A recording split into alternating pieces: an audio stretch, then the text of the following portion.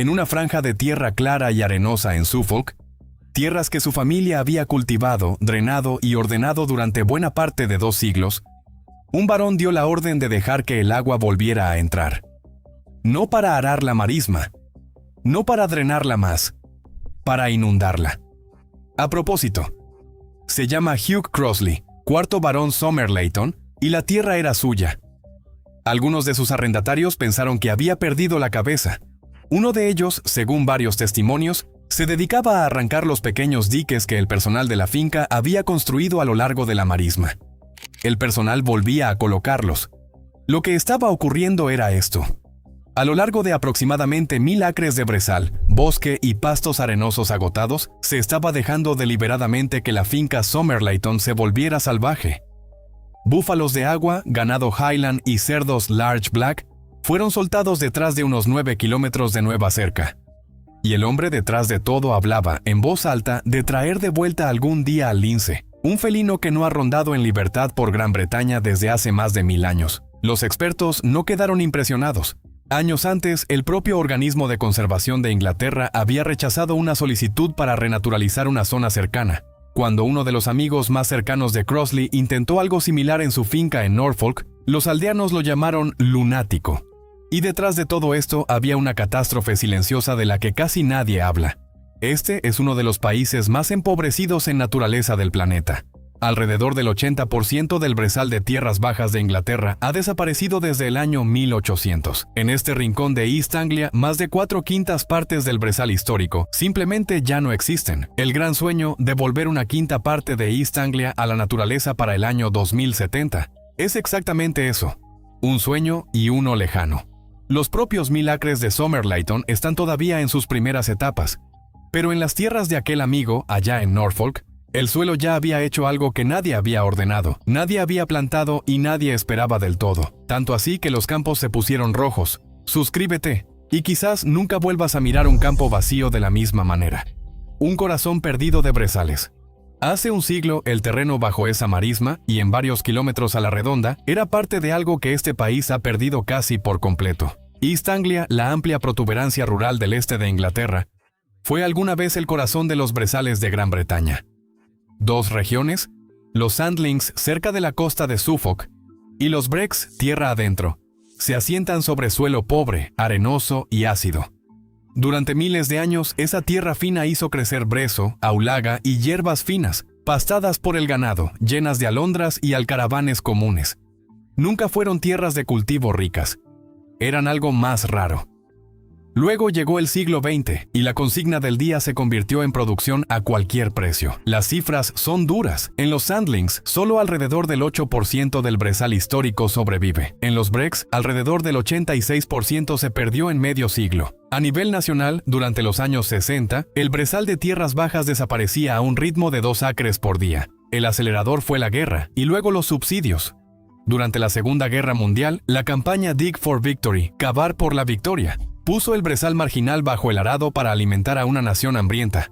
Después, década tras década de subsidios agrícolas recompensaron una sola cosa por encima de todo: rendimiento. Drenar el suelo húmedo, nivelar los rincones incómodos, ordenar todo. Un campo desordenado era un fracaso, producía comida, pero el costo por fin se está contando. El informe State of Nature halló que la abundancia de vida silvestre en el Reino Unido ha caído en un 19% desde 1970, que casi 1 de cada 6 especies nativas está ahora en riesgo de desaparecer, y para las aves más de 2 de cada 5, y que este es uno de los países más empobrecidos en naturaleza del planeta. El motor no es un misterio. Casi el 70% del suelo del Reino Unido se cultiva, lo que, como dice Rob Stoneman de los Wildlife Trusts, es uno de los principales motores del declive de las especies en el país. El plan, nacido en un viaje por carretera. El plan nació en un largo viaje en auto a Escocia. 3 viejos amigos agricultores, Crossley, el soldado convertido en periodista Oliver Birkbeck y el arquitecto Argus Hardy, hijo de un conde, se dirigían al norte a ver una famosa reserva de renaturalización en las Highlands. 3 terratenientes cuyas familias habían pasado generaciones drenando, arando y ordenando, y en algún punto de esa carretera, hablando sobre su inquietud por la vida silvestre que recordaban de niños, tramaron algo que sonaba loco. ¿Y si se devolviera el 20% de East Anglia a la naturaleza? No una única reserva heroica cercada del resto del mundo, sino el 20% de toda una región. Unas 250.000 hectáreas, 3 veces el tamaño de la ciudad de Nueva York, cosidas a partir de cementerios, patios de escuela, márgenes de vías férreas, rincones de granjas y jardineras de ventana. Un poco de naturaleza en todas partes. En 2020 lo hicieron oficial, fundando una organización benéfica llamada Wild East, con una fecha objetivo que te dice la magnitud de su audacia. El año 2070. La Tierra recuerda, debajo de todo se encontraba una idea silenciosamente radical. La Tierra recuerda. Bajo décadas de cultivos y fertilizantes, el viejo brezal no estaba muerto, solo esperaba. Dormidas en el suelo yacían las semillas de plantas que no habían florecido en memoria viva. La visión convencional decía que había que reconstruir un paisaje salvaje, pieza costosa por pieza costosa. Estos tres apostaron por algo más extraño. Que si simplemente uno se detenía, dejaba de arar, dejaba de fumigar, dejaba de drenar, la tierra podría reconstruirse a sí misma. Era una buena teoría. Cuando Crossley la llevó por primera vez a Natural England, allá por 2008, le dijeron que no. Ese debería haber sido el final. No lo fue. Massingham Heath. La prueba. La prueba se estaba construyendo a 30 millas de distancia, en una finca de Norfolk llamada Massingham Heath, la tierra de aquel amigo al que los aldeanos habían llamado lunático. Oliver Birkbeck la heredó en 2016. Durante la guerra había sido arada bajo Dig for Victory, y tierra de cultivo permaneció durante la mayor parte de una vida. Birkbeck no intentó devolverla a la naturaleza como un jardinero. Trabajando en una alianza de una década con Natural England, sacó la tierra del cultivo convencional y dejó actuar a dos fuerzas. Aquí está la parte que la mayoría de la gente entiende mal sobre la renaturalización. Dar un paso atrás no siempre es suficiente. Décadas de fertilizante habían dejado el suelo demasiado rico, y las plantas de brezal son especialistas en la pobreza. El brezo, la ulaga y el tomillo silvestre prosperan precisamente donde el suelo es delgado, ácido y hambriento. Alimenta ese suelo durante 50 años y tendrás, en efecto, un intento de cultivar una planta del desierto en una maceta de compost. Así que junto con el banco de semillas dormido, el equipo añadió un empujón cuidadoso. Una mezcla de semillas hecha a medida, recolectada a mano de antiguos pastizales de Norfolk y compatibilizada con el sitio. Luego vino la única cosa que la tierra había echado en falta durante 80 años. Animales de pastoreo. En Massingham, ponis Conic, cabras Bagot y cerdos Tamworth, mantenidos a baja densidad. Los ponis pastando la hierba, las cabras ramoneando los matorrales, los cerdos osando el helecho. 2 fincas, 2 etapas. Hay que mantener las 2 fincas claras, porque la diferencia es la honestidad de esta historia. Massingham en Norfolk es la comprobada, confirmada de forma independiente. Somerleyton, cruzando la frontera del condado en Suffolk, es la apuesta más grande y más joven, todavía en sus inicios. Una es evidencia. La otra es un trabajo en progreso. Esto no es toda Inglaterra volviéndose salvaje. Es 1000 acres, gestionados como un piloto para una idea. Y la primera pregunta que hace cualquier agricultor merece una respuesta directa. ¿Sacaron buenas tierras de cultivo del sistema alimentario? No. El propio administrador de la granja de Somerleyton, Rob Raven, la llama tierra bastante marginal para los estándares del cultivo, terreno claro, arenoso y pantanoso que nunca iba a alimentar a una nación. De los 1000 acres cercados, solo alrededor de 550 fueron alguna vez cultivables. El resto ya era brezal, bosque, aliseda húmeda y un antiguo lago medieval. En ellos soltaron una manada rara y pequeña. 4 búfalos de agua, 16 reses Highland, 16 ponis Exmoor y 12 cerdos Large Black. Apenas unos pocos animales para 1000 acres, y ese es el punto. Cada uno es una herramienta diferente. Los ponis mordisquean la hierba, el ganado pesado y los búfalos vadean y agitan la estructura húmeda y quebrada que necesitan las aves zancudas. Los cerdos hozan, arrancando el helecho para que el brezo y los brotes puedan volver. Como lo dice Somerleyton, los caballos mordisquean, las vacas desgarran. Los cerdos hozan, la marisma inundada, y la marisma inundada, No se puede simplemente alejarse de una tierra de cultivo drenada y esperar un humedal. Hay que elevar el agua, bloquear los antiguos drenajes, raspar charcas poco profundas y luego dejar entrar a los animales de pastoreo. La evidencia de marismas comparables de Norfolk, como Burney Marshes, sugiere que una vez que el agua regresa, la ave fría y el archibebe común pueden seguir en unos pocos años. Lo que al arrendatario le parecía una inundación gratuita era, de hecho, una receta. El mar de amapolas. La primera señal fue la que nadie había plantado. En el momento en que el cultivo se detuvo, Massingham amaneció con un mar no sembrado de amapolas, millones de flores rojas alzándose de un banco de semillas que había esperado. En la oscuridad, durante décadas, nadie las sembró. Eran la tierra recordando lo que solía ser. Las amapolas fueron solo el comienzo. A lo largo de aproximadamente una década, Massingham restauró cerca de 1,200 acres de pastizales ricos en especies, unos 680 campos de fútbol, y esta es la parte que importa. Estas no son las cifras de la propia finca. Fueron confirmadas por Natural England, el organismo que una vez había dicho que no. La respuesta de la vida silvestre, en palabras de John Ebbage, un gerente de recuperación de la naturaleza en Natural England, fue notable. Las alondras regresaron, y las totovías y las tarabillas. El azor y el alcotán volvieron a cazar en el terreno abierto. La mariposa saltarina apagada, ausente durante 15 años, reapareció, junto con arañas avispa, aceiteras y la orquídea piramidal. Y del suelo desnudo brotaron rosal silvestre, tomillo silvestre y cerastio de campo. Fíjate en lo que ocurrió ahí. Nadie liberó esas alondras.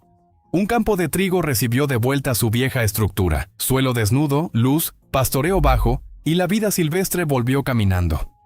Una vez que ves la cadena, no la puedes dejar de ver. Detén el arado y el banco de semillas despierta. Despierta el banco de semillas y las flores silvestres regresan. Trae de vuelta las flores silvestres y los insectos siguen. Alimenta a los insectos y las aves vuelven a casa. ¿Cuánto tiempo tarda? La honestidad importa aquí. Porque la renaturalización se vende en milagros y se vive en décadas. El patrón de proyectos como estos sugiere etapas. Color pionero en 1 a 3 años. Ganancias reales en aves reproductoras e insectos a lo largo de 3 a 10. Y transformación completa alrededor de 20. Las amapolas son rápidas. Oportunistas esperando la luz. Un verdadero brezal. Ese lento tejido de brezo e insectos especialistas. Llega mucho más lentamente, retenido durante años por viejos fertilizantes que aún se filtran del suelo. El color pionero es un sprint. Un brezal es una maratón.